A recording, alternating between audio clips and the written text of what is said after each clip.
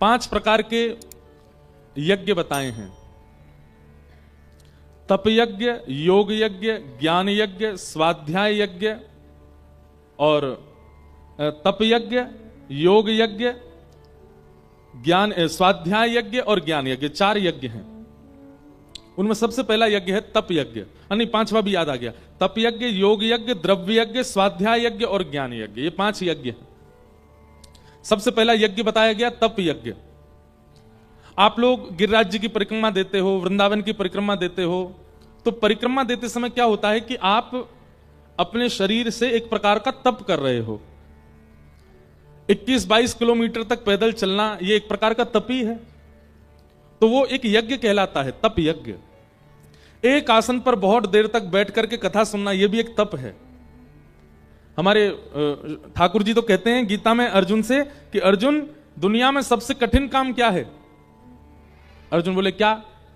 स्वयं मौन रह करके किसी और को बहुत देर तक सुनना, यह सबसे कठिन है। लेकिन आप सब लोग करते हो, 3:30 बजे से लेकर के 6:30-7 बजे तक आप लोग बिल्कुल मौन रहते हो, हमें सुनते हो। ये सबसे कठिन है। संसार में हर कोई अपनी सुनाना चाहता है, सुनना कोई नहीं चाहता। तो ये जो शरीर के विपरीत क्रिया होती हैं उनको तप कहा जाता है। कथा सुनना भी तप है, परिक्रमा लगाना भी तप है, एकादशी व्रत करना भी तप है। तो वो है तप यज्ञ। तप यज्ञ से बड़ा होता है द्रव्य यज्ञ। द्रव्य यज्ञ किसको कहते हैं? पता चला कहीं कथा चल रही है तो आपने अपनी कोई सेवा उसमें कर दी। पता चला कहीं यज्ञ चल रहा है तो उसमें कुछ द्रव्य दे दिया। पता चला कि आपको कि यहां पर कन्याओं का विवाह हो रहा है, यहां पर असहाय लोगों की सहायता की जा रही है, वहां अपने कमाई में से कुछ अंश प्रदान कर देना, यह द्रव्य यज्ञ है। तप यज्ञ, द्रव्य यज्ञ, और उसके बाद आता है योग यज्ञ। योग यज्ञ किसको कहते हैं? योग का मतलब प्राणायाम ही नहीं होता। योग का मतलब जैसे आपकी रांची में कोई महापुरुष आए, मान लीजिए कोई शंकराचार्य आए और आप अपने 4 काम छोड़ के उनके दर्शन करने के लिए गए, ये एक प्रकार का योग यज्ञ है। आप आसपास के रांची के क्षेत्र में जो भी तीर्थ स्थान है वहां समय निकाल करके जाते हैं, ये योग यज्ञ है। वैष्णव दर्शन, भक्त दर्शन, संत दर्शन, ये सब योग यज्ञ में कहलाते हैं। और उनके सन्मुख जाकर के उनसे ज्ञान ग्रहण करना, ये योग यज्ञ है। शारीरिक योग नहीं है, मानसिक योग।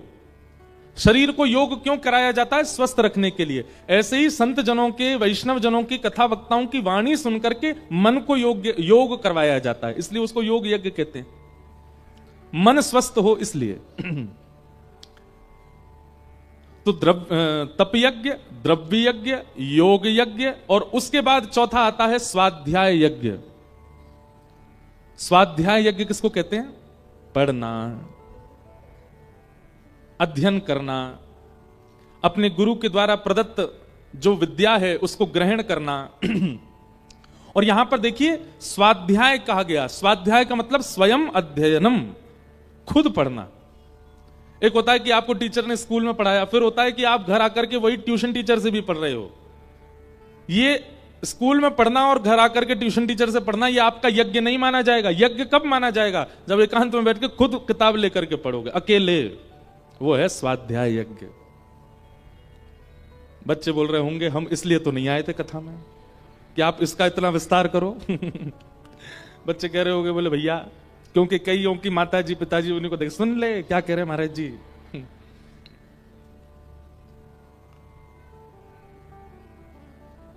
आजकल मीम बहुत बनाते हैं लोग, उसमें ऐसा कह देते हैं महाराज जी मैं तो कथा सुनने आया था, आपने ये क्या कर दिया।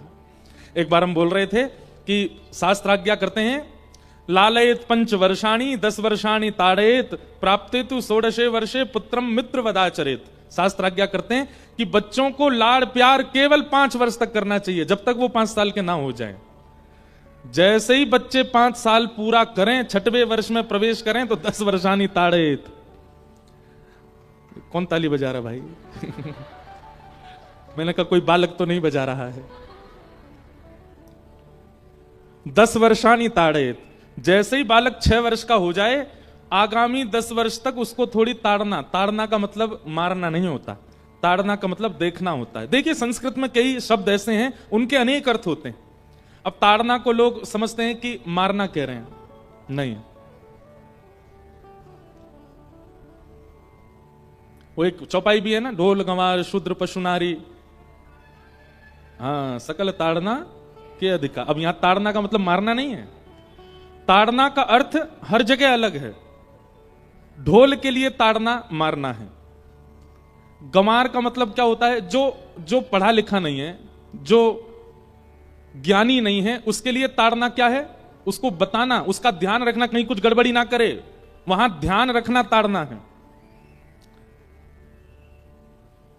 शूद्र के लिए ताड़ना क्या है, ध्यान, वहां पर भी ध्यान रखना। जैसे ब्राह्मण ही सब कुछ हैं, वैश्य ही सब कुछ हैं और क्षत्रिय सब कुछ हैं, ऐसा नहीं।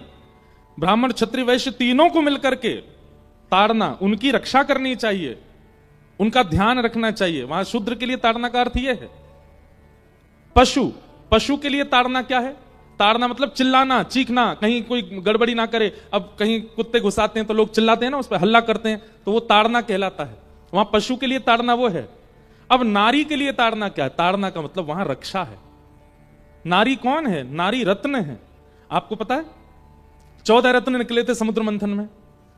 14 रत्नों में एक रत्न था लक्ष्मी। कौन थी, लक्ष्मी। और माताओं को क्या कहा जाता है, लक्ष्मी।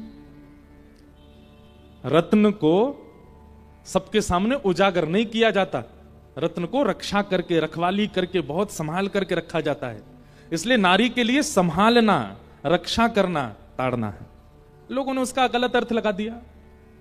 ऐसे ही हमारी संस्कृत भाषा में एक शब्द के अनेक अर्थ होते हैं और कई बार परिस्थिति अनुसार, व्यवहार अनुसार उसका अर्थ बदल जाता है।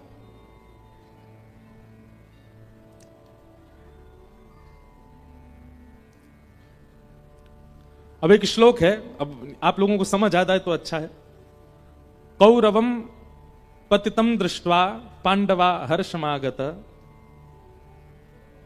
केशवम पतितम दृष्ट्वा पांडवा हर्षमागत, हसंती कौरवः सर्वै हाहा केशव केशव। अब इसका सीधा सीधा भाव सुनिएगा। केशवम पतितम दृष्ट्वा, केशव को गिरता हुआ देख, पांडवा हर्षमागत, सभी पांडव आनंदित हो गए। ऐसा हो सकता है ठाकुर जी को गिरता हुआ देख पांडव हंसेंगे? और रुदंती कौरवः सर्वै, सारे कौरव रोने लगे, हाहा केशव केशव, हाहा करके सब कौरव रोने लगे, अरे केशव अरे केशव। अब इसका अर्थ यह नहीं है। अब इसका अर्थ क्या है, केशवम पतितम दृष्ट्वा, किसी एक शव को, शव यानी कि मृतक को नदी में गिरता हुआ देख, केशवम पतितम दृष्ट्वा पांडवा हर्षमागत, नदी में रहने वाले जितने भी जीव जंतु थे वो आनंदित हो गए, आहा भोजन मिल गया, भोजन मिल गया। मछली कछुआ खुश हो गए कि देखो एक शव गिर रहा है, अब इसको हम चुन चुन के खा जाएंगे। और रुदंती कौरव सर्वै, सारे कौरव, कौरव करने वाले, कौ कौन करता है, कौआ, सारे कौआ जो है वो क्या हुआ, रुदंती कौरव सर्वै, हा हा हमारा भोजन चला गया, भोजन चला गया। तो अनेक अर्थ होते हैं। तो हम क्या निवेदन कर रहे थे, तप यज्ञ, द्रव्य यज्ञ, योग यज्ञ, स्वाध्याय यज्ञ। स्वाध्याय का मतलब क्या होता है, स्वयं अध्ययनम। आप स्कूल पढ़ते हैं, आप घर आकर के ट्यूशन पढ़ते हैं, अपनी कोचिंग क्लासेस में पढ़ते हैं, तब तक आपका यज्ञ नहीं माना जाएगा। बच्चे ध्यान से सुनिएगा, उनका यज्ञ, उनका पुण्य, उनका दान, उनका सब कुछ तब माना जाता है, बच्चों को अनेक यज्ञों के समान फल प्राप्त होता है जब वो स्वयं पढ़ने बैठते हैं, एकांत में स्वयं पढ़ते हैं, स्वयं अध्ययन करते हैं। स्वाध्याय यज्ञ। और अंतिम यज्ञ कौन सा है, भागवत की कथा, ज्ञान यज्ञ। श्रीमद् भागवत सप्ताह कथा ज्ञान यज्ञ लिखा जाता है। ये 5 प्रकार के यज्ञ हैं। इसलिए अगर बच्चों के एग्जाम चल रहे हैं और वो यूं सोचें कि महाराज हमें तो कथा सुनने के लिए जाना है, वैसे आप स्कूल पढ़ने आए हो, कॉलेज जा रहे हो, कोई एग्जाम नहीं है, उसके बहाने झूठ बोल करके अगर कथा वथा में आ जाओ कभी कभी तो बात अलग है, उसके लिए कोई दोष नहीं। पर अगर आपके एग्जाम चल रहे हैं और फाइनल चल रहे हैं, उस समय आप अगर कथा में जाने की जिद कर रहे हो तो हम आपसे निवेदन करेंगे अभी पहले अपनी परीक्षाएं पूरी करें। और जितने भी बालकों के विशेष रूप से बोर्ड के एग्जाम चल रहे हैं, सबको हमारी शुभकामना, बहुत अच्छे से करो ताकि आप लोग हमारे भारत का भविष्य उज्जवल कर सको।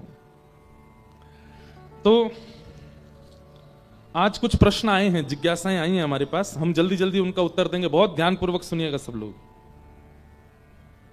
एक भैया ने प्रश्न किया है कि महाराज जब नारद मुनि अगर भगवान नारायण के अवतार हैं तो श्रीमद् भागवत में उनका पूर्व चरित्र क्यों कहा गया? नारद जी ठाकुर जी के भक्त हैं, पूर्ण अवतार नहीं है ठाकुर जी के।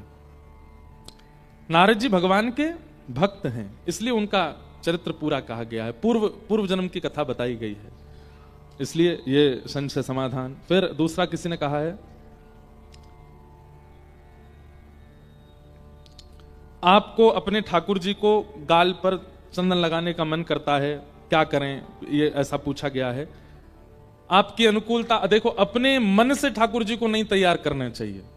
हमारे श्री गिरधर लाल जी का नित्य का जो श्रृंगार होता है वो एक प्रणाली के अनुसार होता है, उसमें जैसे वर्ण के वस्त्र जिस दिन बताए गए हैं वैसा ही श्रृंगार ठाकुर जी का होता है। क्योंकि देखिए आप श्रृंगार करते हैं अपने भाव से, पर ठाकुर जी नित्य लीला में हैं। वो आपके घर भले ही बैठे हैं, आपसे श्रृंगार करा रहे हैं, पर ठाकुर जी की नित्य एक अंतरंग लीला चल रही है। और वहां ठाकुर जी ऐसी पोशाक पहन के जाएंगे जिस पोशाक से किशोरी जी प्रसन्न हो। इसलिए प्रणालियों के अनुसार ठाकुर जी की सेवा होनी चाहिए। आपका मन है कि गाल पर चंदन लगा दें ठाकुर जी को, कभी कभी की बात अलग है, पर देखिए चंदन सूख जाता है, सूख करके वो ठाकुर जी के मुख पर गिरता होगा। अब ठाकुर जी तो कुछ कहेंगे नहीं, तो इसलिए चंदन अगर गाल पे लगा भी देते हैं तो थोड़ी देर बाद इत्र लेकर के किसी सुंदर वस्त्र में फिर उनको स्वच्छ कर दिया करें। फिर किन्हीं का प्रश्न है कि शारीरिक कर्म करते हुए भगवत प्राप्ति कैसे हो, आदि आदि सब, ये अधिकतर प्रश्न आता है। अब आप मुझे एक बात बताइए, क्या व्यक्ति संसार छोड़ करके ही भजन करता है क्या? नहीं। हम एक बात हमेशा अपनी कथा में कहते हैं कि मानव को नाटक करना बहुत अच्छा आता है। हम लोग नाटक करना बहुत अच्छा जानते हैं, और हम लोगों को एक कला और आती है, मन से कुछ तन से कुछ। कई बार हम मन से किसी व्यक्ति को नहीं चाहते, लेकिन वो सामने आ जाता है तो हम क्या कहते हैं, भैया तुम बहुत अच्छे हो, हमको बहुत अच्छे लगते हो, देखो तुम्हारी वो बात हमको बहुत बढ़िया लगी, तुम्हारा ये काम बहुत, जबकि मन से बिल्कुल नहीं पसंद है, लेकिन व्यवहार में हम लोग नाटक करते हैं ना उसके आगे। ठीक वैसे ही संसार में रहने के लिए आपका कर्म व्यवहार है, वो आपको करना पड़ेगा। वहां आप तन को लगाइए, लेकिन मन में सदा श्री राधा रानी को विराजमान करके रखो, मन में सदा वृंदावन को विराजमान करके रखो, मन से सदा श्री वृंदावन को याद करो। आपने शायद अपने भाव में यह भी कहा है कि नहीं, वो दूसरे हैं शायद। तो इसलिए दो व्यवहार करो, तन से आप कर्म करो, किस लिए? जब तक जीवन है, जब तक प्राण है, तब तक मुझे अपने कर्तव्यों का निर्वहन करना है, पर मन से सदा श्री जी का, सदा वृंदावन का स्मरण करो। फिर किन्हीं का भाव आया है, मेरा नाम गोविंद है और मैं थोड़ा शरारती स्वभाव को हूं। अब यहां कॉलेज के सखान के संग जब मस्ती करूं तो वे मोए गारी दे में। बढ़िया ब्रजभाषा लिखी है भैया तुमने, हंसी में ही, पर कहूं उन पे नामापराध तो ना बन जाएगा।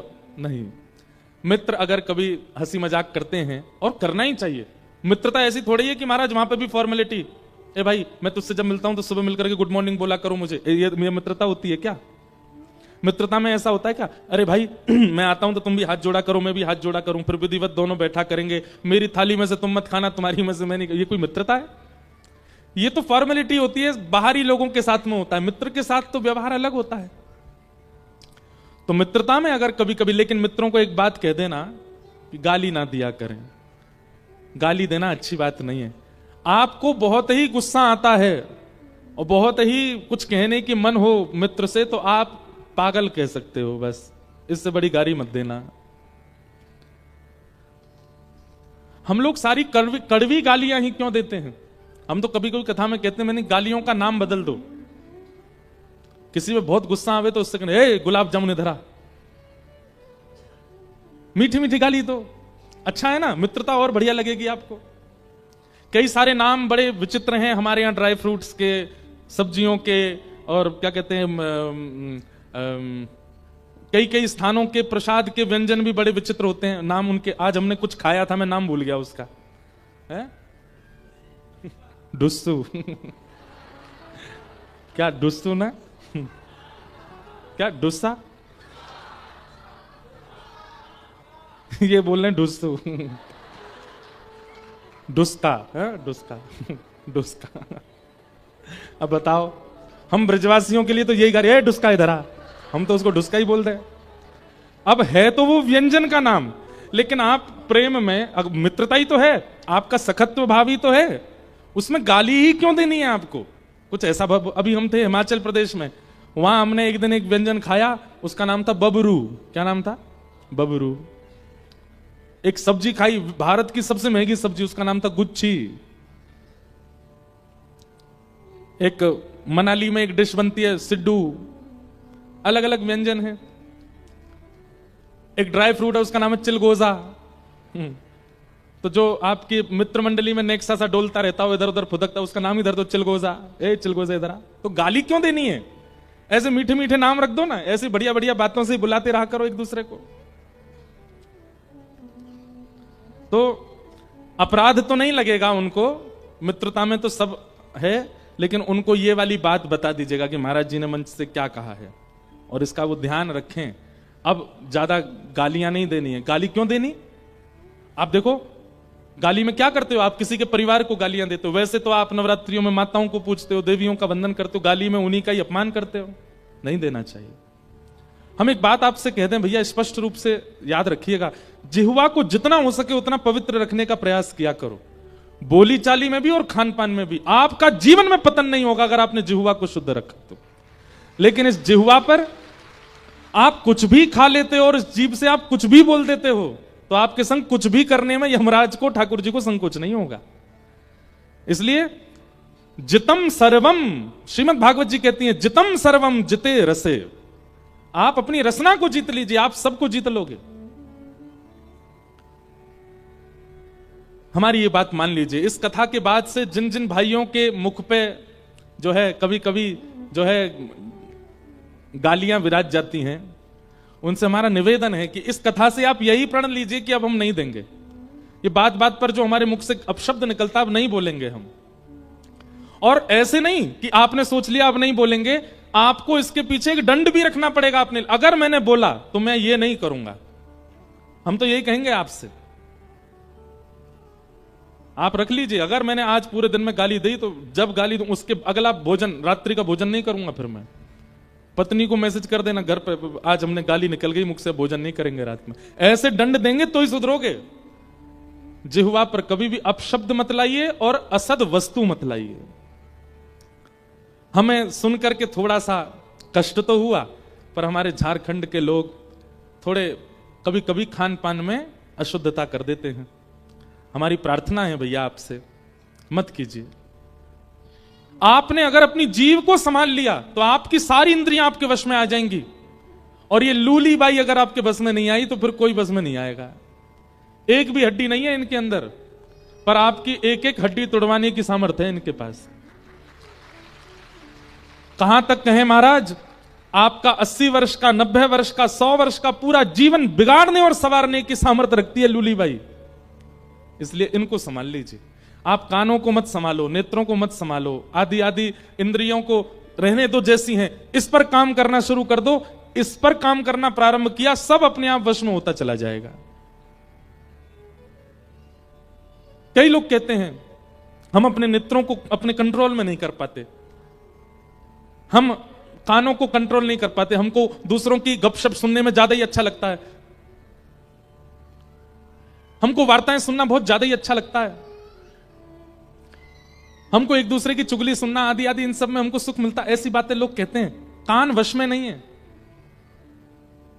आप जीव को वश में करना प्रारंभ करो, सब इसी के वश में है। ये अगर सुधर गई तो सब सुधर जाएंगे।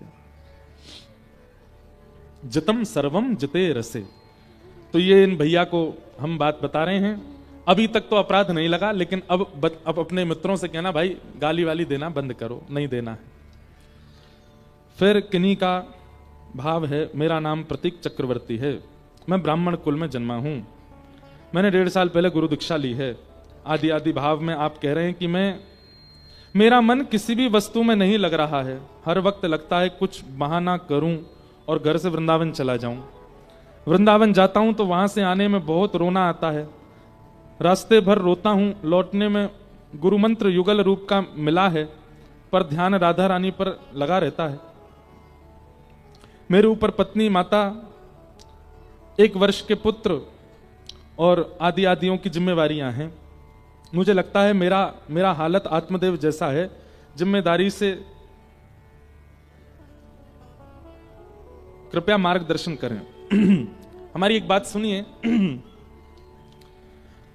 हमने कथा में अनेक बार कहा है, आप इस वक्त धर्म की स्थिति में हो कि आपको देह को वहां पहुंचाने की इच्छा होती है, देह को वृंदावन में रखने की इच्छा होती है। हमसे पूछो, हमारा तो जन्म वृंदावन का, 2-2 महीने तक वृंदावन नहीं जाते, 3-3 महीने तक वृंदावन नहीं जाते।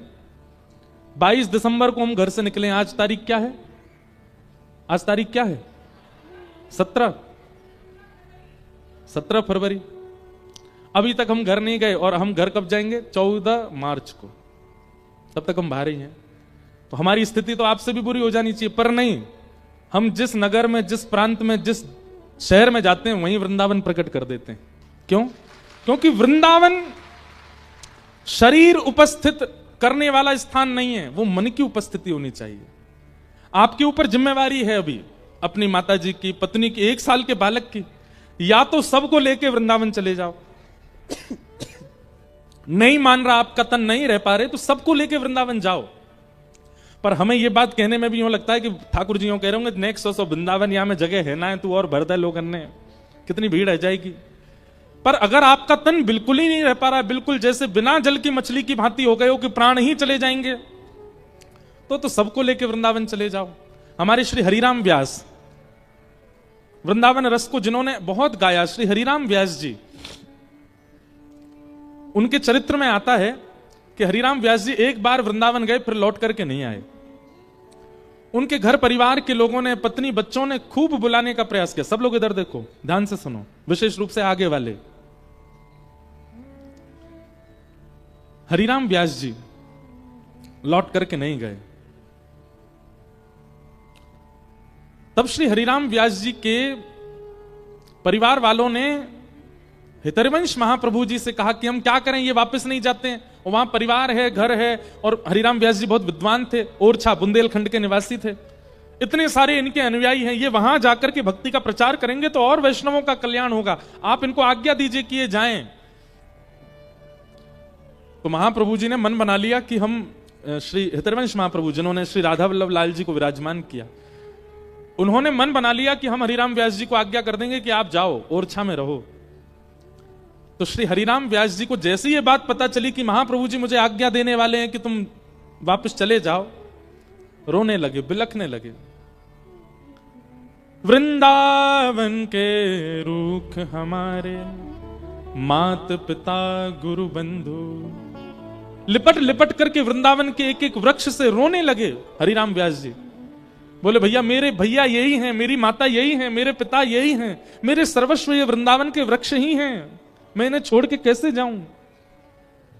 और कहीं कहीं ऐसा वर्णन आता है कि कालित मुख पर पोत करके हरिराम व्यास जी विचरण करने लगे। किसी ने कहा, व्यास जी आपने मुंह काला क्यों कर लिया? बोले, वृंदावन को पीठ दिखाने वाले की यही स्थिति होनी चाहिए।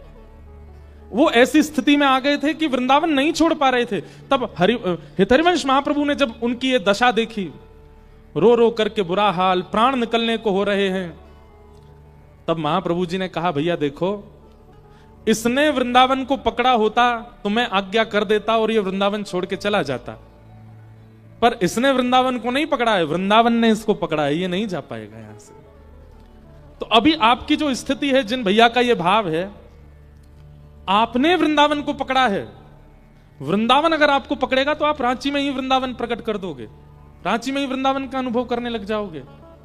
इसलिए हमारी प्रार्थना है, कथाएं सुनकर के, नाम जप करके, अपने कर्तव्यों का निर्वहन करके नित्य मानसी भाव से वृंदावन का दर्शन कर लिया करो। और नहीं हो पा रही है ये बात, तो फिर सबके सहित वृंदावन में बस जाओ। और वृंदावन में बसना इतना आसान नहीं है, किशोरी जी कृपा करेंगे तो ही संभव हो सकता है। तो इसलिए या तो मानसिक भाव से यहीं से वृंदावन को, मन को वृंदावन में छोड़ दीजिए, और नहीं रह पा रहे हैं वृंदावन के बिना, तो सबके सहित वृंदावन चले जाओ। यही 2 उपाय हैं बस। अब एक भैया हैं कि जन माता जी हैं, एक ही पर्चा में 4 प्रश्न लिख दिए लगातार। पूजा करते समय मन भटक जाता है, यह तो सबका प्रश्न होता है। खेती करते समय जमीन में जीव जंतु कुदाल से कट जाते हैं, क्या वह भी पाप है? 3 साल पहले से मांस मछली सभी प्रकार के नशा छोड़ दिए हैं और कुंभ स्नान के बाद आदि आदि संबंध, जुआ, झूठ, कपट छोड़ दिया है। अब मुझे गुरु मंत्र जाप करना है, क्या करें? पहली बात आपने कही कि पूजा करते समय मन भटकता है। सबका भटकता है। संसार में ऐसा कोई नहीं जो ध्यान के समय उसका मन ना विचलित होता हो। इसके लिए एक ही उपाय है, आप अपने नित्य चर्या में बैठने से पहले कथा श्रवण किया कीजिए। आजकल आधुनिक यंत्र है, सबके पास यूट्यूब है, फोन है, पहले उसमें कोई प्रवचन सुनिए, और जो प्रवचन सुन रहे हैं वो केवल सुनिए नहीं, उसका दृष्टिगोचर, उसकी लीला का सामने पूरा दृश्य देखिए, और उस दृश्य को देखते हुए फिर अपनी पूजा में प्रवेश किए, अपने नित्य कर्म में, अपने नाम जप में प्रवेश करो। आपका मन धीरे धीरे धीरे धीरे भटकना कम होगा। और फिर भागवत में कपिल देवभूति संवाद में अष्टांग योग बताए हैं, 8 प्रकार के योग, यम, नियम, आसन, प्राणायाम, प्रत्याहार, ध्यान, धारणा और समाधि। उससे मन एकाग्र होता है। उस पर हम विस्तार से चर्चा कथा में करेंगे। फिर आपने कहा कि खेती करते समय जमीन में जीव जंतु आदि आदि आ जाते हैं। आप जानबूझ के तो नहीं कर रहे ना उनको। अगर आप कुछ कर रहे हो, उस समय अगर कोई दिख जाए तो निश्चित है कि आप उसको हटा दोगे वहां से। जानबूझ करके अगर किया जाए तो वह पाप माना जाएगा, पर जानबूझ करके तो नहीं किया। अगर हाँ, इतना ध्यान रखा कीजिए कि अगर आपको दिख जाए कि कोई जीव है, कोई ऐसा सर्प आदि है, तो उसको वहां से हटाने का या भगाने का प्रयास करके आगे क्रम अपना किया करें। फिर आपने कहा 3 साल पहले मांस मछली आदि सब छोड़ दिया, नशा छोड़ दिया, आदि आदि सब, आप जुआ कपट छल सब छोड़ दिया। कुंभ स्नान के बाद आदि आदि सब छोड़ दिया। बहुत अच्छी बात है, छोड़ दिया, लेकिन अब पुनः कभी होना नहीं चाहिए। ये संकल्प लीजिए। ये जितनी बातें आपने यहां लिखी हैं, अगर ये एक भी दोहरा करके जीवन में आपने सोची भी, विचार भी की, तो पूर्व के किए हुए जितने भी पाप हैं वो सब नष्ट होने बंद हो जाएंगे। पुनर्जागृत होकर पाप आपको लग जाएंगे। देखिए पाप निवृत्त कैसे होता है व्यक्ति, बहुत ध्यान से सुनिएगा। पाप छोड़ देने से और फिर पुनः न करने का संकल्प लेने से पूर्व के जो पाप हैं वो धीरे धीरे घटने लग जाते हैं। लेकिन वह व्यक्ति अगर पूर्व के किए हुए पापों को न छोड़े और पुनः उनका चिंतन करने लग जाए, मन में सोचे छोड़ तो दिया है मैंने, अब कर तो नहीं पाऊंगा, पर मन होता है, बार बार इच्छा होती है कर लूं, तो कहीं ना कहीं अभी आपके पाप संचित हैं, जीवित बचे हैं। इसलिए संकल्प लीजिए कि पुनर्जीवन में कभी मांस भक्षण, मदिरा आदि और जो जो आपने लिखा है ये मैं बिल्कुल नहीं करूंगा। अगर ये करें तो इसके लिए कोई उचित दंड सोच के रखिएगा। अगर मैंने किया तो मैं ये दंड स्वयं को दूंगा। हाँ, वो मृत्यु दंड नहीं होना चाहिए, आत्महत्या आदि ये सब कभी नहीं, विचार भी नहीं करना। हमारे शास्त्र क्या करते हैं, मृत्यु आत्मदंड स्वयं को देने वाला व्यक्ति 2000 वर्ष के लिए प्रेत बनता है। इसलिए ये दंड नहीं देना। दंड उसमें फिर कुछ और नियोजित कर दीजिएगा, मैं पादुका नहीं पहनूंगा, ये दंड आप स्वयं को दीजिए। या फिर वृंदावन जाके, अयोध्या जाके, कहीं जाकर के इतने संतों को भंडारा कराना है, इतनी कन्याओं का विवाह करना है, आदि आदि, ऐसा कुछ दंड दीजिएगा स्वयं को। लेकिन पुनरपि इनका विचार, चिंतन और क्रिया नहीं होनी चाहिए, ये संकल्प लीजिए। और संकल्प लेने के बाद अब मुझे गुरु मंत्र जाप की जरूरत है, तो आपके ढूंढने से गुरु नहीं मिलेंगे, गुरु आपको स्वयं ढूंढ लेंगे। कैसे ढूंढेंगे? जिनकी वाणी, जिनकी उपस्थिति, जिनका दर्शन आपके मन के संशयों का समाधान कर देता है। अरे प्रश्न सोच करके आए थे पर उनको देखते ही समाधान मिल गया, समझ जाना वही आपके गुरु हैं। उन गुरु की आज्ञा ही गुरु मंत्र है, उसका पालन करना प्रारंभ कर दीजिए। हम गुरु दीक्षा नहीं देते, पर अनेकों बालक, असंख्य बालक हमारी कथा सुनते हैं और उसका पालन करते हैं। हमारे लिए दिशा ही दीक्षा है। इसलिए आप लोग कथा सुनो और इसमें जो भी हम बात आपको बताते हैं इसका विधि पूर्वक आप लोग श्रवण करो।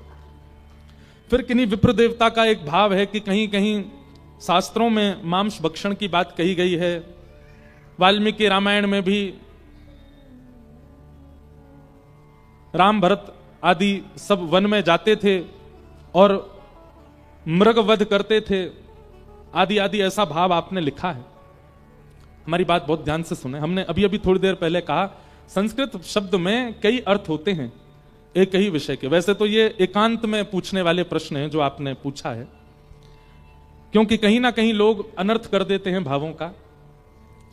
जहां कहीं भी मृग शब्द आता है, मृग शब्द का मतलब होता है, मृग मतलब विचरण को भी मृग कहते हैं। विचरण करते हुए, ढूंढते हुए, मृगति मृगति, दौड़ते हुए कुछ पाना, उसको भी मृग कहा जाता है।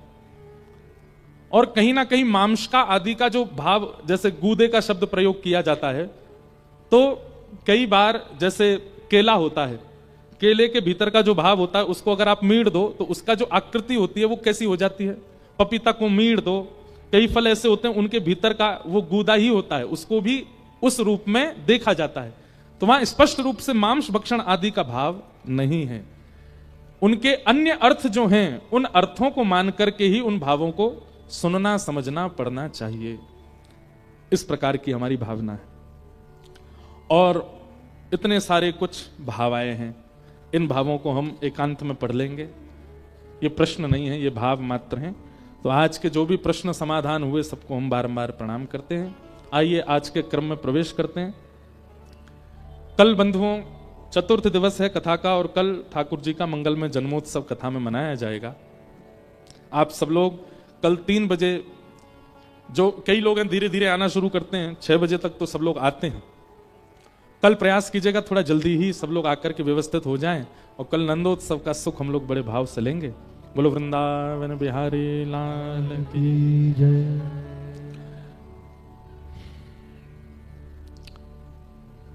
कल हम लोगों ने भागवत जी का मंगलाचरण श्रवण किया एवं 6 प्रश्न जो सौनकादि ऋषियों ने सूत जी से किए हैं उनका भाव श्रवण किया। तत्पश्चात भगवान के अवतारों का वर्णन, चतुर्वेदों का वर्णन, भागवत जी के निर्माण की कथा सुनाई गई, और नारद जी के पूर्व जन्म की कथा सुनाते हुए वेदव्यास जी के द्वारा श्रीमद् भागवत की रचना और भागवत जी श्री सुखदेव जी को प्रदान करना, ये सब चरित्र सुनाए गए। सुखदेव जी को भागवत जी का ज्ञान उनके पूज्य पिताजी महर्षि श्री वेदव्यास जी ने प्रदान किया। सुकाचार्य जी ने यही भागवत की कथा फिर परीक्षित को सुनाई। प्रश्न किया गया, महाराज ये परीक्षित कौन है और इनको 7 दिन में मरने का श्राप क्यों लगा था? कृपा करके हमें विस्तार से बताइए। और यहां महाभारत का कुछ अंश सुनाया जाता है, बहुत ध्यान से सुनिएगा। यदा मृधे कौरव संजयानाम वीरेस्वथो वीरगतु गतेषु ब्रकोदरा विघ्न गदा विमर्श भृगनोरुदंडे धृतराष्ट्रपुत्रे। महाभारत का युद्ध विश्राम हो चुका था, पांडवों की विजय हो गई थी, कौरव सब हार गए थे। अंतिम युद्ध हुआ था भीम और दुर्योधन के बीच। भीम ने अपनी गदा का प्रहार दुर्योधन की जंघा पर किया, जंघा टूट गई और दुर्योधन गिर पड़ा। महाभारत का युद्ध पांडव जीत गए। लेकिन अभी अर्ध मरणासन अवस्था में पड़ा हुआ दुर्योधन अपनी मृत्यु का बदला लेने के लिए छल का प्रयोग करता है। बंधुओं देखो, हम एक बात थोड़ी कुछ दिन से प्रकाश में डालते हैं कि आपके साथ किसी ने कुछ किया और फिर उसके बाद आपके मन में यह आता मैं इससे बदला लेके रहूंगा। यह बदले की भावना जैसे ही आपके चित्त में आती है तो अनेक प्रकार के पाप आपके चित्त में जन्म ले लेते हैं। कहां तक कहें, आप लोगों को शायद अनुभव भी होता होगा, जैसे ही आप बदले की भावना चित्त में लाते हैं आपके मन में यह तक विचार आ जाता है कि इसकी मृत्यु कैसे होगी। इसलिए हमारी एक प्रार्थना मानिएगा, व्यक्ति अपनी विचारधारा से, अपने सोच से कितना भी बुरा क्यों ना करे, हां अगर उसने घनघोर अपराध किया है, छोटे बालकों के साथ दुराचार किया है, किसी कन्या के साथ या मातृशक्ति के साथ दुर्व्यवहार किया है, तो वहां उसको क्षमा नहीं करना है। इस प्रकार के घनघोर अपराधों में तो क्षमा नहीं करना है, पर सामान्य आपकी मान की हानि कर दी हो, आपको कुछ अपशब्द कह दिया हो, या सामान्य सी कोई ऐसी बात जिससे 2-4 दिन आपको नींद ना आ रही हो, ऐसी स्थिति में क्षमा कीजिए। एक बात लिख लीजिएगा कहीं पर कि भक्ति पथ, आध्यात्म पथ आपको लेट गो करना सिखाता है, आपको छोड़ना सिखाता है। चलो छोड़, कोई बात नहीं। अगर ये स्वभाव आपका नहीं बना है, आप छोटी छोटी बातें लेकर के बैठ जाते हैं लड़ने के लिए, और महाराज बदला लेके रहूंगा, पीछे नहीं हटूंगा, देख लूंगा इसको, मैं देखता हूं मेरी कितनी बड़ी बड़ी पहुंचे, अभी ये जानता नहीं है, मैं क्या करके दिखा सकता हूं। इस प्रकार का व्यवहार यदि आपके चित्त में आता है, आप राक्षस हो। ये राक्षस स्वभाव है। और कई लोग ऐसे होते हैं कि परिवार में, नातेदारों में, रिश्तेदारों में अगर किसी का स्वभाव ऐसा होता ना, अरे छोड़ो जाने दो, हमें कुछ नहीं कहना, तो दूसरे लोग उनको और चढ़ाते हैं, अरे ऐसे कैसे, तुम तो बड़े भोले हो, तुम तो सीधे, भैया भलाई का जमाना नहीं है, ऐसा ऐसा करो उसके साथ। नहीं,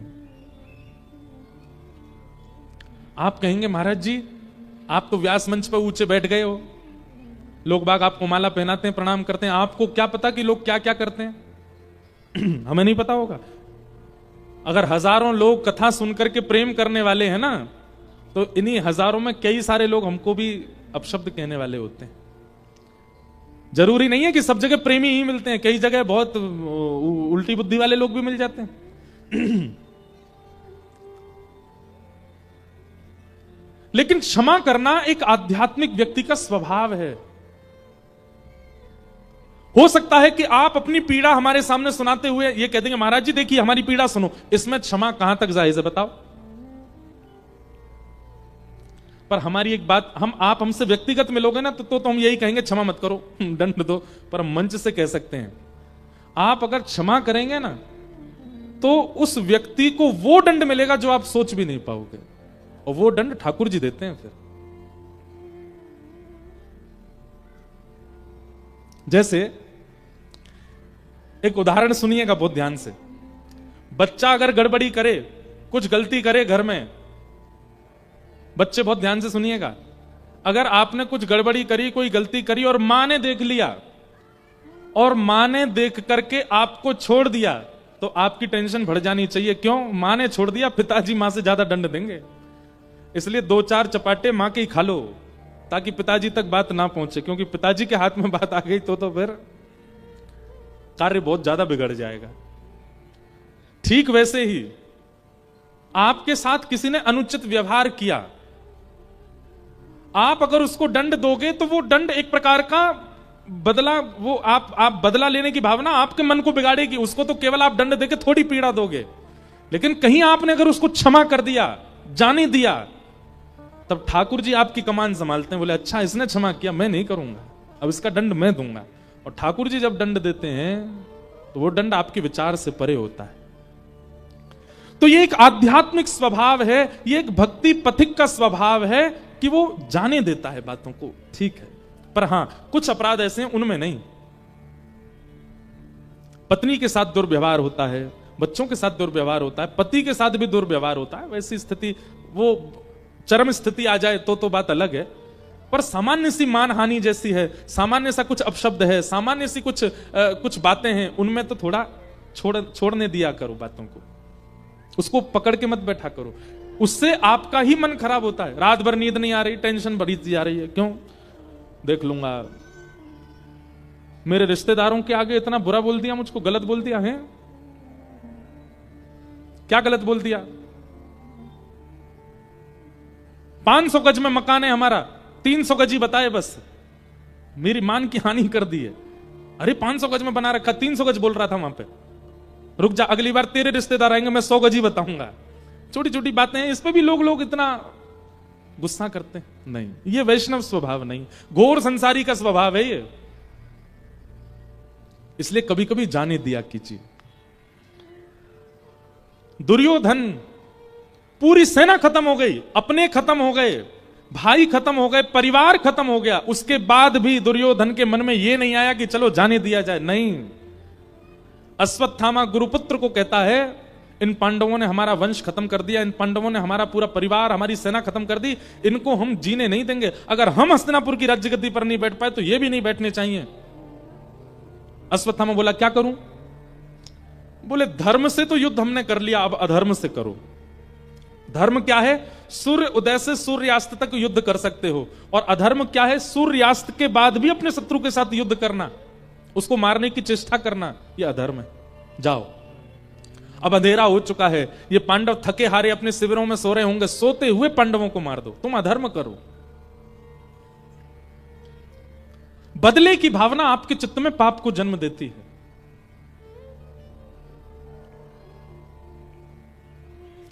अश्वत्थामा गए, लेकिन ठाकुर जी के मन में कुछ और चल रहा था। पांडवों को लेकर के भगवान कहीं और चले गए, लेकिन द्रौपदी के 5 पुत्र सोते रह गए, और अश्वत्थामा ने अंधेरे में जल्दीबाजी के चक्कर में द्रौपदी के 5 पुत्र मार दिए। प्रातःकाल का समय हुआ, अपने पुत्रों की हत्या सुन करके द्रौपदी रोने लगी। अर्जुन ने प्रतिज्ञा ले ली, मैं जीवित नहीं छोड़ूंगा जिसने भी बालकों की हत्या की है। अश्वत्थामा को बंदी बना लिया, पर द्रौपदी ने अश्वत्थामा को क्षमा कर दिया। बंधुओं, एक बात बहुत ध्यान से सुनिएगा। अब यहां द्रौपदी के साथ जो घटना घटी है, इधर देखिए सब लोग, बहुत ध्यान से सुनिए। द्रौपदी के साथ जो घटना घटी है, इसका कभी आप चिंतन भी नहीं कर सकते। द्रौपदी के निर्दोष 5 बालकों की हत्या कर दी है, और ऐसी स्थिति में द्रौपदी अपने बालकों के हत्यारे को क्षमा कर रही है। मां का एक स्वभाव होता है, वो अपने पुत्र को स्वयं डांट लेगी, मार लेगी, पीट लेगी, लेकिन कोई और उसके पुत्र को हाथ लगाए ये मां सहन नहीं कर सकती। कभी कभी पिता भी अगर पुत्र पर नाराज होते हैं तो मां सामने आ जाती है, बस बहुत हो गया है, इससे ज्यादा मत करो, खुद चाहे कितना भी मारे उसको।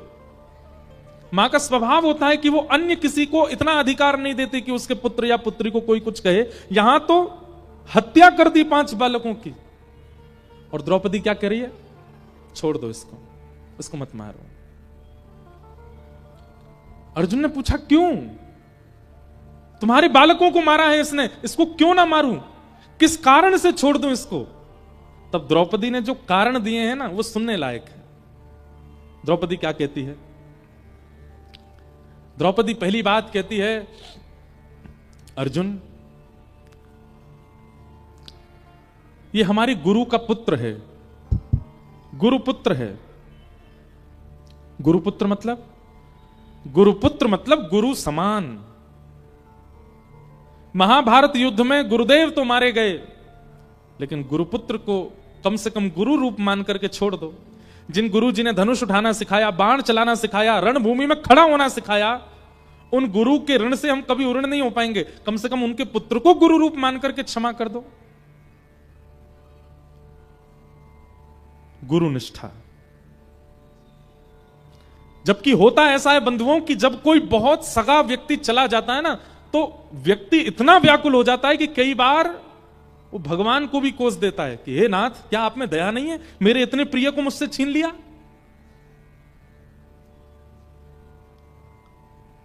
हमारी कथा इतने लोग सुनते हैं, पर कई बार अपने ही किसी प्रिय के घर में कोई घटना हो जाती है, हम भी अगर जाते ना तो कई बार, महाराज जी आपने कैसी कथा सुनाई, आपने क्या कथा सुनाई, आपको इतना प्रेम करते थे, आपके प्रति इतना भाव रखते थे, क्या हो गया? लोगों के मन में एक क्षण नहीं लगता विश्वास आने में ऐसी स्थितियों में। लेकिन द्रौपदी की स्थिति देखिए, 5 बालक मर गए और द्रौपदी कह रही है गुरुपुत्र है हमारा।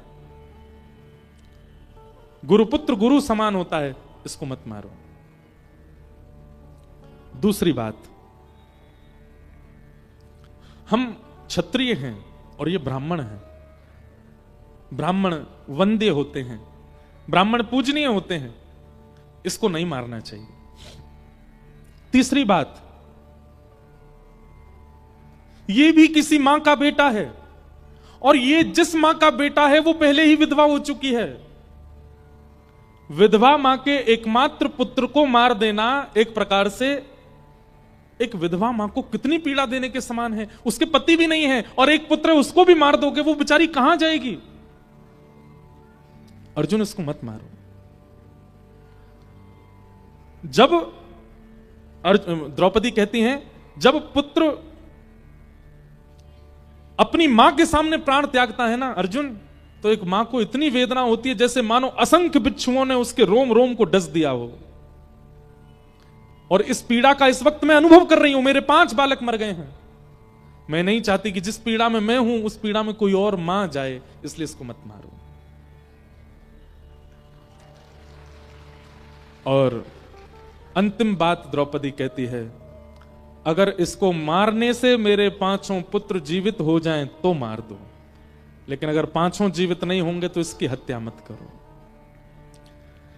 यह बात सुनकर के पूरी सभा स्तब्ध हो गई, लेकिन सभा में एक खंभ से अपने टेक लगा करके खड़े हुए द्वारिकाधीश, उनके नेत्र सजल हो गए, नेत्रों में अश्रुबिंद आ गए ठाकुर जी के। बंधुओं, एक बात हमेशा याद रखना,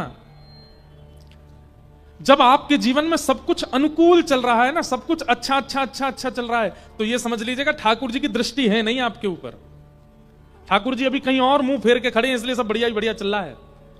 लेकिन कहीं ठाकुर जी दृष्टि घुमा करके देख लें तो समझ जाना अब परीक्षा आई है, जीवन में रुकावट आई है, धन की कटौती हो रही है या कुछ भी हो रहा है, तो यह समझना ठाकुर जी की दृष्टि आपके ऊपर है और ठाकुर जी देख रहे हैं अब तेरी स्थिति विचलित हुई है, अब तू क्या कदम उठाएगा। ठाकुर जी देखते हैं उस समय। अनुकूल परिस्थिति में आप क्या करते हो इससे फर्क नहीं पड़ता, पर प्रतिकूल परिस्थिति में आपके निर्णय कैसे होते हैं उससे ठाकुर जी रीझते हैं। इसलिए बंधुओं, कभी भी प्रतिकूल परिस्थिति आती है, धन की कटौती हो रही है, व्यापार में वृद्धि नहीं हो रही है, पत्नी नहीं सुनती है, बच्चे अपनी मनमानी करते हैं, आदि आदि ये सब स्थिति और भी कुछ स्थिति अगर जीवन में आ रही है ना, तो उस समय एक बात का ध्यान जरूर रखा कीजिए, ठाकुर जी इस समय मुझ पर नजर गाड़ के बैठे हैं। मेरा एक एक निर्णय, मेरा एक एक कदम, मेरी एक एक बात को वो ध्यानपूर्वक सुन रहे हैं। मेरी परीक्षा चल रही है, मुझे बहुत सावधानी रखनी है, पीछे हटना नहीं है, भागना है नहीं, मुंह नहीं फेरना है, करना है उस क्रिया को, लेकिन यह विचार करके करना है कि ठाकुर जी की दृष्टि है। उस समय यदि आपके निर्णय, आपका व्यवहार, आपका स्वभाव, आपकी विचारधारा, आपके क्रोध सब पर अगर आपने नियंत्रण कर लिया, तो जिस प्रकार अभी द्रौपदी से ठाकुर जी प्रसन्न हो गए, ऐसे आपसे हो जाएंगे। इसलिए विपरीत परिस्थिति में आप सब सोचते हो, पर एक बात का विचार किया करो, ठाकुर जी देख रहे हैं। आप जब एकांत में बैठ के रोने लग जाते हैं, आप जब स्वयं को कोसने लग जाते हैं, आप दर दर भटकने लग जाते हैं, उस स्थिति से निकलने के लिए कुछ भी करने को तैयार हो जाते हैं, उस समय यह विचार कर लिया कीजिए ठाकुर जी देख रहे हैं आपको। हम एक बात कहते हैं, पानी में अगर गहरे पानी में कभी जाओ तो बचने का एक नियम सुन लीजिए। अगर डूब रहे हो, गिर गए हो नाव से या गहरे पानी में चले गए हो, तो दो चीजों का ध्यान रखना, एक तो मुंह बंद रखना और दूसरे हाथ पैर मत मारना। हाथ पैरों को ढीला छोड़ देना, मुंह बंद कर लेना, आप अपने आप ऊपर आ जाओगे, डूब ही नहीं पाओगे। ठीक वैसे ही जीवन रूपी सागर में जब भयंकर परिस्थिति में डूबने लग जाओ, एक तो मुंह बंद कर लेना और दूसरे बहुत हाथ पैर मत मारना, इधर जा उधर जा, यहां ये कर वहां वो कर, इससे बात कर, इसके पीछे पड़, इससे मन्नत कर, नहीं। इन दो चीजों को वश कर लीजिए, अपने हाथ पैर कम चलाइए, मुंह कम चलाइए, आपकी वो स्थिति कितनी भी भयावह हो, आप तैरते हुए पार कर जाओगे। इन दो बातों का ध्यान रखिए। द्रौपदी का आज निर्णय सुनकर के भगवान इतने प्रसन्न हो गए, भगवान ने द्रौपदी को द्रौपदी कहा ही नहीं, नाम ही बदल दिया द्रौपदी का। निरीक्ष कृष्णापकृतं गुरुसुतं, भागवत जी में यहां आया है, द्रौपदी का नाम ही बदल गया। क्या? कृष्णा। क्या नाम हो गया? भगवान का नाम कृष्ण और द्रौपदी का नाम कृष्णा। कृष्णा जो है ना, स्त्रीलिंग शब्द है, कृष्ण ये पुल्लिंग शब्द है, ये ठाकुर जी का नाम है। ठाकुर जी का नाम कृष्णा नहीं है, ठाकुर जी का नाम कृष्ण है। निरीक्ष कृष्णापकृतं गुरु सुतम, ठाकुर जी ने उसको अपना नाम दे दिया कृष्णा। और ठाकुर जी कह रहे हैं मैं दया का देवता, ये दया की देवी है। अत्यंत प्रसन्न हो गए भगवान द्रौपदी से। आप सुख की घड़ी में, अच्छे समय में क्या करते हैं, ठाकुर जी कई बार आपको नहीं देखते, लेकिन आपकी विषम परिस्थिति में ठाकुर जी एक एक चीज मॉनिटर करते हैं आपकी। आपका व्यवहार कैसा है, आपका स्वभाव कैसा है, आपकी विचारधारा कैसी है, आपकी वाणी कैसी है विपरीत अवस्था में। बालक स्वस्थ हो, धूल में खेले, रोड पर चला जाए, मित्रों के साथ खेले, कोई दिक्कत नहीं, माता पिता को चिंता नहीं होती, पर बालक को खांसी जुकाम हो जाए, बुखार हो जाए, मां 24 घंटे उसके आगे पीछे घूमती रहती है। एक एक बार उसको थर्मोमीटर लगा के देखेगी, बार बार उसकी नब्ज देखेगी, सिर पर पट्टी रखेगी, बार बार दृष्टि डालती है मां। ठीक वैसे ही आपकी विषम परिस्थिति में ठाकुर जी देखते ही रहते हैं और परखते हैं कि आपका स्वभाव, व्यवहार, वाणी कैसी है उस समय। क्योंकि अनुकूल परिस्थिति में तो सब अच्छा बोलते हैं, प्रतिकूल में जो अच्छा बोले वो श्रेष्ठ। भगवान ने, अर्जुन ने अश्वत्थामा को छोड़ दिया, आधी दाढ़ी मूछ आधे केश मूड़ दिए, शिखा छेदन कर दिया, मणिम जहार मूर्धन्यम, उसकी ब्रह्म तेज की मणि को निकाल लिया। अश्वत्थामा निकल गया सभा से, लेकिन इतना अपमान भरे समाज में, भरी सभा में कर दिया अश्वत्थामा का कि उस अपमान को सह नहीं पाया और विचार करने लगा, मैं ऐसा क्या करूं कि ये पांडव, इनको श्राद्ध पक्षों में पानी देने वाला भी इनका वंशज ना बचे। तब उसने विचार किया कि अर्जुन के पुत्र अभिमन्यु मारे गए महाभारत युद्ध में, पर अभिमन्यु की पत्नी वो सगर्भा है, गर्भवती है, उसके गर्भ के बालक को मैं नष्ट कर दूं। जघन्य पाप, घनघोर पाप किया अश्वत्थामा ने, गर्भ के बालक को मारने का प्रयास किया। ब्रह्मास्त्र छोड़ दिया उत्तरा के ऊपर, दौड़ी दौड़ी उत्तरा भगवान के पास गई, भगवान ने उत्तरा की रक्षा की ब्रह्मास्त्र से, और वही बालक जन्म लेकर के परीक्षित बना। हमारे पूज्य पिताजी महाराज के गुरुदेव अनंत श्री विभूषित श्री रामानुज प्रपन्नाचार्य गुरुजी महाराज, हमारे दादा गुरु, वे इस पक्ष में एक बात कहते हैं, बहुत ध्यान से सुनिएगा। पूज्य गुरुदेव भगवान कहते हैं कि ठाकुर जी ने गर्भ में जाकर के परीक्षित की रक्षा की, क्यों?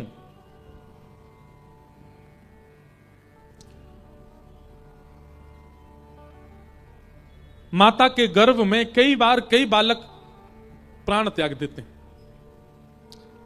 सबकी रक्षा तो ठाकुर जी नहीं कर पाते, पर परीक्षित में ऐसा क्या विशेष है कि उसकी ठाकुर जी ने गर्भ में जाके रक्षा की?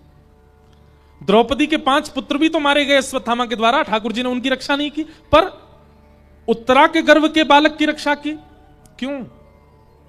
तो हमारे गुरुदेव भगवान कहते हैं ठाकुर जी को यह बात पता थी कि भविष्य में चल करके ये भागवत का श्रोता बनने वाला है, ये भागवत को सुनने वाला बनेगा और श्रीमद् भागवत सुनकर के भक्ति मार्ग में अग्रसित होगा। इसलिए भागवत के श्रोताओं से ठाकुर जी को कितना प्रेम है, ये प्रेम प्रतिबिंबित कराने के लिए, प्रतिदर्शित कराने के लिए ठाकुर जी ने गर्भ के बालक की रक्षा की।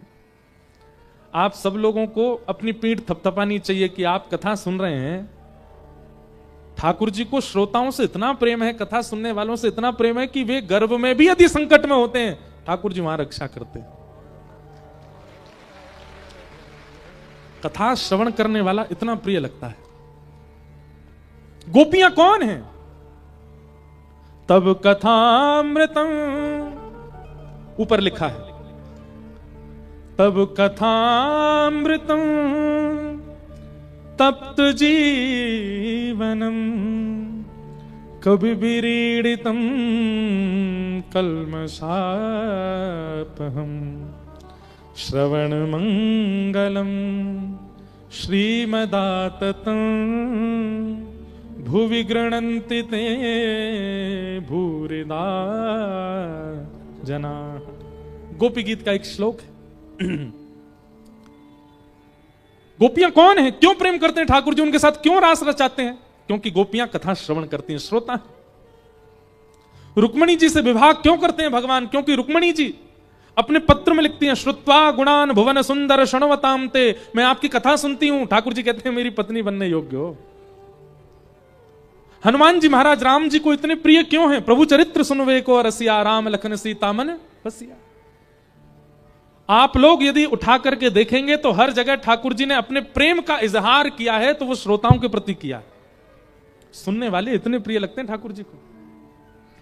हम कथा सुना रहे हैं, व्यास मंच पर बैठे हैं, ऊंचे बैठे हैं, पर निश्चित ही ठाकुर जी की दृष्टि मेरे पे नहीं होगी, यहां बैठे हुए सब श्रोताओं को ही देख रहे होंगे, और आप सबके मुखमंडल को देख करके ठाकुर जी इतने प्रसन्न हो रहे होंगे, मेरी कथा सुन करके कितना आनंद में आ रहा है। अब इसका विकार धीरे धीरे ठीक होगा, अब इसके अंदर एक दोष है, वो दोष मैं व्यास जी से बुलवाऊंगा। तो कई बार देखना, आप अनुभव करेंगे, आपके जीवन की ऐसी ऐसी घटना व्यास मंच से बोल दी जाती हैं, आपको लगेगा ये तो मेरे लिए कही गई बात। कैसे? क्योंकि यहां बैठने के बाद मेरी वाणी नहीं है, ठाकुर जी यहां घूमते घूमते एक एक श्रोता के मन के भाव व्यास से बुलवाते हैं। इसलिए सबके चित्त के संशय अपने आप निवृत्त होने लग जाते हैं। आपने जिज्ञासा प्रकट किया, जितने प्रश्न आए, हम एक बात कहेंगे, कल भी प्रश्न कीजिएगा, जिनको प्रश्न करने का मन है वो जरूर जिज्ञासा भेजिएगा, पर एक बार ऐसा प्रयास कीजिए, आप जिज्ञासा केवल मन में रखिए और लगातार 7 दिन तक कथा सुनिए। आपकी जिज्ञासा का समाधान बिना पूछे अपने आप कथा के किसी प्रसंग में प्रकट हो जाएगा। कैसे? क्योंकि इस कथा पंडाल में ठाकुर जी भ्रमण करते हैं, एक एक श्रोता का मुखमंडल देखते हैं, एक एक श्रोता के चित्त के भाव देखते हैं, और वह भाव जाकर के तुरंत व्यास की वाणी पर बैठ करके उसका प्रत्युत्तर दिलवा देते हैं। यह कथा का प्रभाव है। ठाकुर जी को श्रोता बहुत अच्छे लगते हैं, सुनने वाले बहुत प्रिय हैं।